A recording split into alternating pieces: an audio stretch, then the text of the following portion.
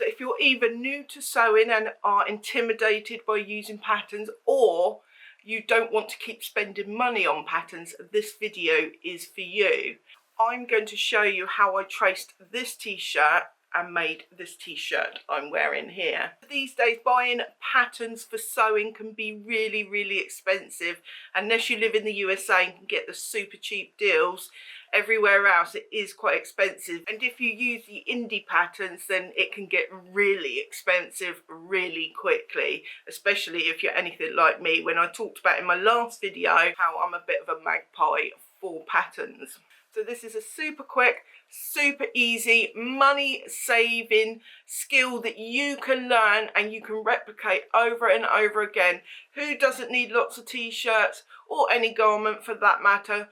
What I'm teaching you today will transfer to any kind of garment that you want to make. So let's get on with drafting our top, and if you stay to the end, I'll do a little twirl for you so you can see what I've made. You're going to need a much loved t-shirt, a measuring tape, rulers, paper cutting tools such as scissors or a rotary blade and mat, some paper and a pencil. I'm using a Sharpie so you can see what I'm doing here. So firstly we'll trace the back. So fold your T inside out and place on the paper. Take your pencil and trace around the neckline, along the shoulders and the armhole. Then trace down the side and along the bottom of the hem. You're going to want to write info on the pattern piece at this point so you don't forget what you're working on. So now go back around your pattern piece and draw in the lines with your ruler, or if you've got a steady hand, your hand. I haven't done it, but you can add seam allowance here if you wish. If your dotted lines are a little bit wonky, you can straighten up the seam if the seam on your garment is fairly straight. You can see me doing that here. Now cut your piece out, add in seam allowance if you wish, although I didn't. So next you need to cut out the front piece following the same instructions. The main difference with the front piece is the neckline is different.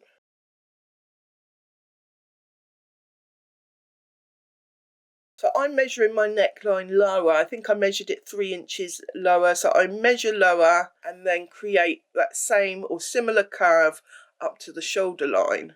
If you prefer a V, just draw a line from the centre front of the sleeve, as you can see me doing here, up to the shoulder line. Binding for a V-neck is slightly different to a round neck, so do bear that in mind because I won't be touching on that in this video. Now you need to lay your pattern pieces on top of each other and walk the seams. When you've done that, you can true your seams, which just means removing any extra that is there so that all the seam lines match up together. Here I measured the neckline and took a little off. This was my personal choice because I felt the neckline was a little bit long. Then I reshaped the armhole. I did this on both pieces. You want to do this before truing the armhole and sleeve head. And now you can cut out your front piece. So now we're going to trace the sleeve. So you want to fold it in half with the fold at the top like you see me doing here and lay flat. Trace around the hem and under the arm as you did before. Fold the sleeve back and trace a seam like you did with the seam hole on the main pieces. Then you can cut it out. If you want to add length here, this is where you would do that. You want to open up your pattern piece and mark the front and back. So now we're going to create the band. So next you want to measure the neck hole with a tape like so. And then we have some simple maths, real simple, so don't worry.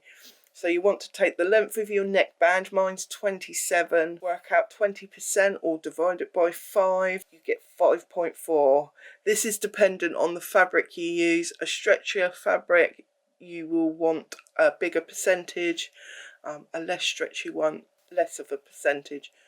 Take this number from the original roundup. So that's how long your neckband needs to be plus seam allowance. So I add 1 inch for seam allowance.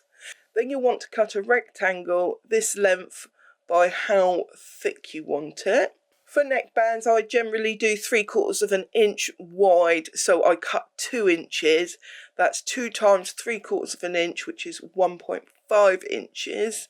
and then add 1/2 inch for seam allowance. Now you want to walk your sleeve head along your front and back armhole, taking into account the shoulder seam. Mine was longer than it should be, so I trimmed it down. Mark your shoulder point and you're done. So I hope you found that super simple and easy to follow along. Do leave me a comment down below. Let me know how you got on with it.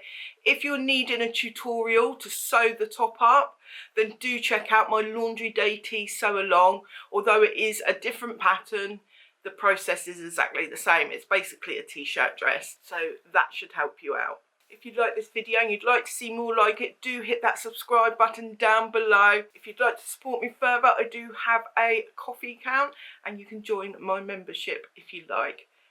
All the details down below. Until next time, bye for now.